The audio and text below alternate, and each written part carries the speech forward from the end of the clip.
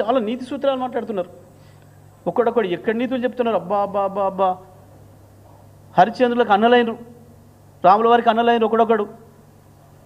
మీ భాగవతాలు, మీ సక్కదనాలు, media పట్ల మీకున్న గౌరవాలు ఏమని తగలబెట్టించారు డక్కన్ క్రానికల్ ఆఫీస్ని? నిన్న నీతి సూత్రాలు వల్లించటానే కదా డక్కన్ క్రానికల్ ఆఫీస్ని తగలబెట్టించింది. ఎందుకు ఆంధ్రప్రదేశ్లో ఇవాళ ఇంకా దాడులు జరుగుతున్నాయి? ఒక ఛానల్ని మొత్తమే నిషేధం పెట్టి రాణిస్తలేరు నీతుల నాయుడు గారు. 2 నిమిషాల్లోనే తెలిసింది నీకు. ఇక్కడ పూర్తి కాకముందే, మా పిల్లల నిరసన పూర్తి కాకముందే తెలిసేసింది నీకు సమాచారము. ఎట్లా తెలిసింది? నీది కాబట్టి, జరుగుతున్నదంతా నీది కాబట్టి, నీ నీడలో నడుస్తుంది కాబట్టి, నీ డైరెక్షన్లో, నీ కన్సర్న్లో నడుస్తుంది కాబట్టి తెలిసింది ఆ నిమిషంలో. మా తెలంగాణలో చాలా జరిగినాయి దాడులు, మరి మా వాళ్ళ మీద తెలవలేదు. ఎక్కడి నీతులు?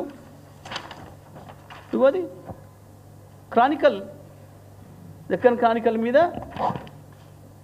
నీ కండవ కప్పుకొని చేసిన దాడి. లెస్స నీతులు ఎందుకు? ఆయన ఎవరో పవన్ కళ్యాణ్ అట పాపం, వారు నీతులు చెప్తారు. ఇక బీజేపీ వాళ్ళు పాపం వాళ్ళైతే ఇంకా హంతకుడే మళ్ళీ సావుకాడికి వచ్చి ఏడ్చినట్టుంటే వాళ్ళ ముచ్చట. ఏదో నీకు మాట్లాడలేదు అన్నారు పిల్లగాడు చంద్రగుప్త ఛానల్ అని, బండి సంజయ్కి మాట్లాడరాలేదు అన్నాడు. నిజమే, నీ మాట అర్థం కాక తత్తరపిత్తర నుండి వాళ్ళు అన్నాడేమో. దాడి చేసి దాన్ని క్లోజ్ చేయించింది అంక. ఈ శాంతి బహుమతులు పొందిన వాళ్ళు మునగాని వీళ్ళంతా నోబెల్ శాంతి బహుమతులు పొందిన మునగాని వీళ్ళు మాట్లాడతారు మీడియాల గురించి ఒక్కడొక్కడు.